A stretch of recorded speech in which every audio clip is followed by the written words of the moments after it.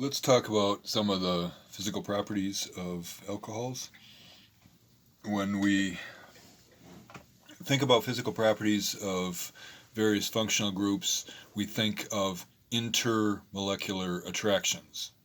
So, other than ionic, what is the strongest intermolecular attraction that you know?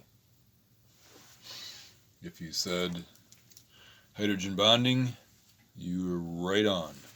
So OH, then OH is a hydrogen attached to an electronegative atom, and so it can be very attracted to a neighboring um, oxygen that has a partial negative charge. And so when you have this polar bond here, partial positive, partial negative, then that can and will be attracted to neighboring molecules in a strong hydrogen bond. So that is a hydrogen bond is stronger than well, it's quite a bit stronger than London forces, but it's stronger than dipole-dipole attractions, which are stronger than London forces. So when you're trying to evaluate relative boiling points, the things that have the strongest attractions are going to have the highest boiling points, as you know, and the hydrogen bonding will make this alcohol a lot higher boiling point you'd predict than this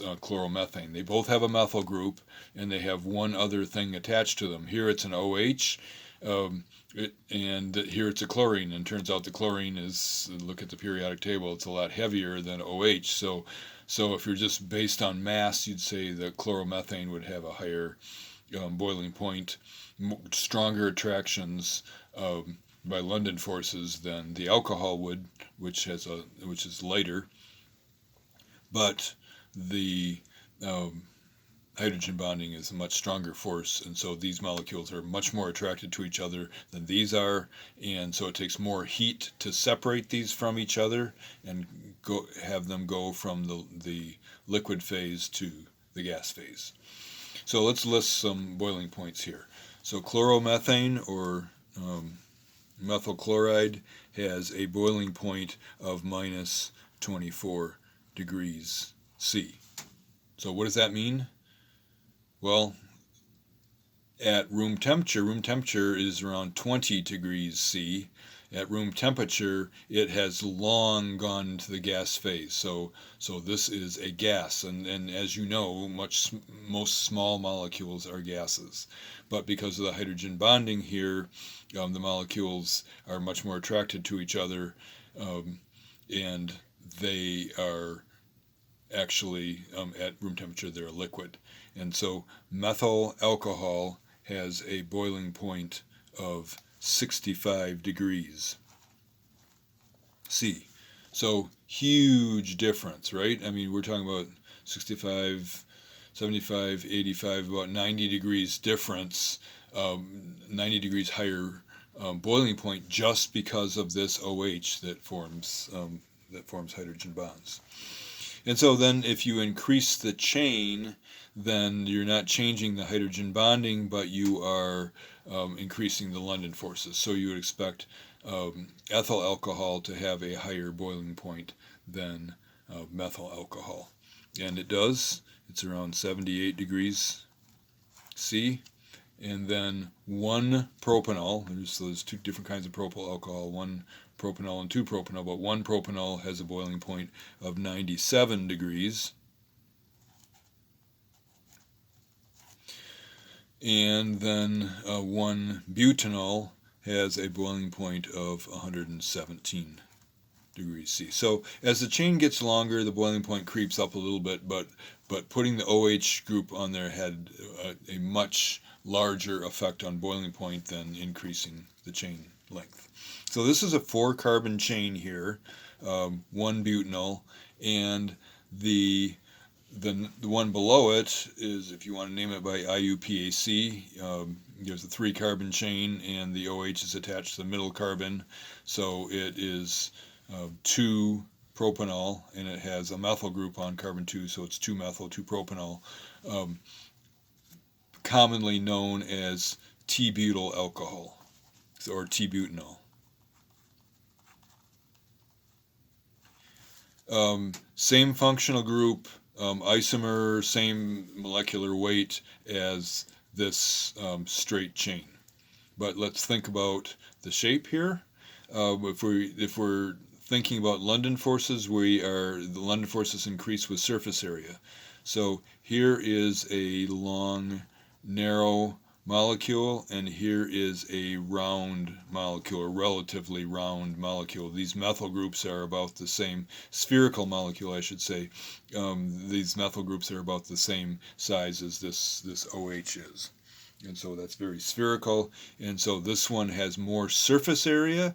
If it has more surface area, it has greater London forces and should have a higher boiling point than this, the T-butyl alcohol. And it turns out it does. The T-butyl alcohol has a boiling point of 82 degrees C. So it's interesting that this boiling point of this 4-carbon chain is way different than the boiling point of this other 4-carbon chain and much closer to the boiling point of this 2-carbon chain. So you can see the influence of the surface area. Again, if it's more spherical and compact, then it has less surface area, less London forces influence, etc. Okay, so here's a 2-carbon chain with an OH on it, 78 degrees. What if we have a 2-carbon chain and put 2 OHs on? What do you expect to happen there? So we didn't talk about naming diols, but this is a diol. It's got 2 alcohols on it. One's on carbon 1, one's on carbon 2, and so this is 1,2-ethane. Drop the E. No, you don't drop the E because you don't have a vowel following it. You have a consonant. So ethane diol, or more commonly known as ethylene glycol, and there's a space in between there. Anybody heard of ethylene glycol before? I think we talked about it first semester when we talked about boiling points and listing and comparing boiling points. But ethylene glycol is antifreeze. And so you would expect 2 alcohols on there would have a higher boiling point than 78 and twice the possibility for hydrogen bonding, so you would expect that maybe it'd be a significant difference. And it certainly is. 198 degrees C is its boiling point. Okay, so huge difference. And it's considerably, I mean, here we have, if you ignore the hydrogens, we have 1, 2, 3, 4 heavy atoms. And here in propanol, you have 1, 2, 3, 4 heavy atoms. So it's about the same size as propanol is, and about 100 degrees higher boiling point than propanol. So very significant difference there. And the last one that I have on my list is a triol. So this is a diol, 2 alcohols. This is a triol, and 1, 2, 3 there. So it is 1, 2, 3 propane. Leave the E in there because it's followed by a consonant, triol there. And it's also known as glycerol. It has, as you would expect, a significantly higher boiling point than the diol there, and its boiling point is actually 290 degrees C. Again, a lot more hydrogen bonding there. So glycerol is a component of triglycerides.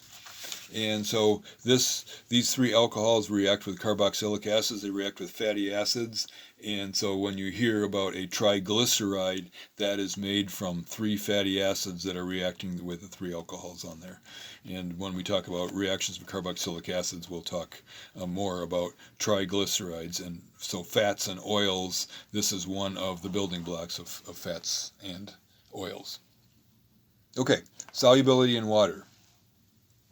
Let's think about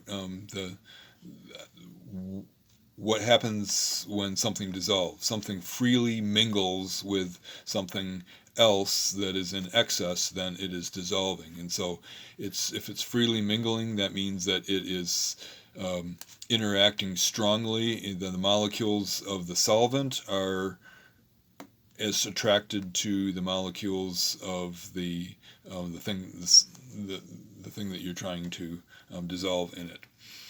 And so it turns out this, I mean, chloromethane, if you're trying to dissolve that in water, there is a polar bond there. 1 out of 4 bonds is polar, and so it's a polar molecule, and so you would think that it might dissolve in water, but it doesn't dissolve very much. If you have 100 grams or 100 milliliters of water, 0.74 grams of this will dissolve in 100 milliliters of water. Then when you put a hydrogen bonding group on there, then water can hydrogen bond to it can hydrogen bond to water, it freely mingles, and all of these are completely soluble in water. So all these alcohols are completely soluble in water because they have a relatively high percentage of polar bonds, OHs, and highly soluble. But as you increase the length of the chain, eventually then you will get to the point where it is not soluble in water. So a 6-carbon chain, hexanol, 1-hexanol is essentially insoluble in water.